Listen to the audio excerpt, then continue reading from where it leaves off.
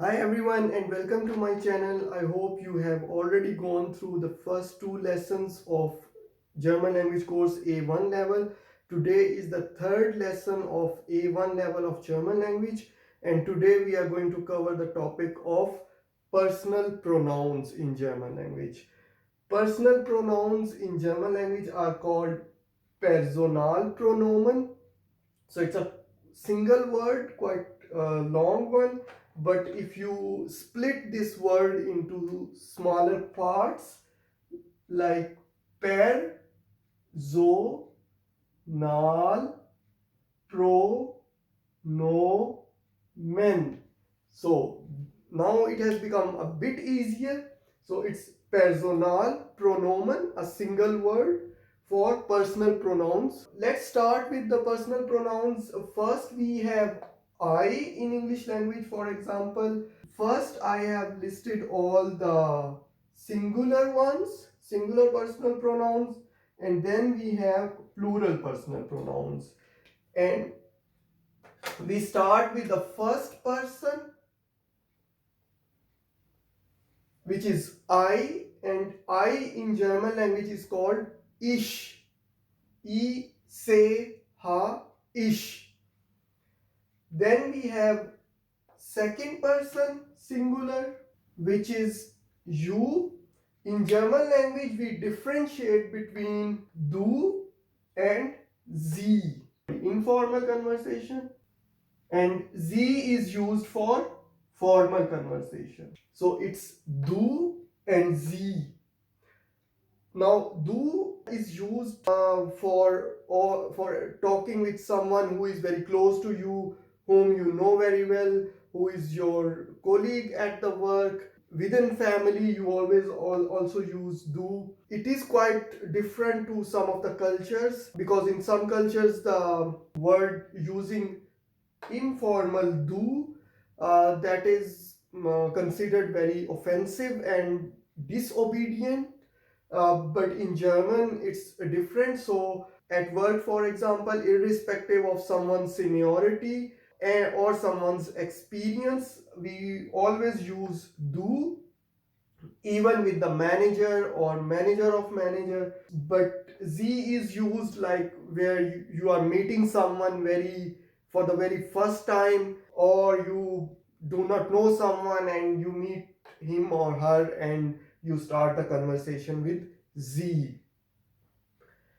Then we have third person singular, which is he. For male, for female is she, and it is used for things. Now, the equivalent of he in German language is er, er. The equivalent of she is sie. Again, now you see that you have one z here, one z here, and there will be z's at the bottom of the board. But we will see that how to differentiate these between different types of z's. Now we have it, and it is called as as. As. Then we have plural, and in plural we have first person plural, which is we, and in German language we call it wir. Then we have second person plural you, and as you see that in the first person you we had a formal and an informal. Similarly, for you in a plural form we also have informal and formal. So whenever you talk with the formal collective people, you use Z, and whenever you talk in an informal way with your friends, with your colleagues, then you use ear. And last we have they, which is the third person plural, and for they we use Z, but that Z is written with a small letter. So now you notice that we have one Z here, one here, we have one here, and we have one here. And two, the first step to differentiate between them is that whether they are starting with a capital S or they are starting with a small s. So here I have written some of the personal pronouns in with small letter, and some of them are starting with the capital letter. So it has a meaning. Therefore, it's important that you also pay attention to it when you write, because when you speak, it will be understood the way you are speaking, whether you mean this Z, this Z, this Z, or this. But when you write, your style of writing, whether you start the Z with capital or small let s, that will determine what type of Z you mean here. So first, at the first level, you differentiate between capital and small. So you see that whenever you use a capital one, it means formal. And now it's obvious that if you are speaking with one person, then the person will automatically come to know that you mean this one. If you have multiple people sitting in front of you and you want to address them in a formal way, then you have to speak the same word, but it will be understood that now you are somewhere here.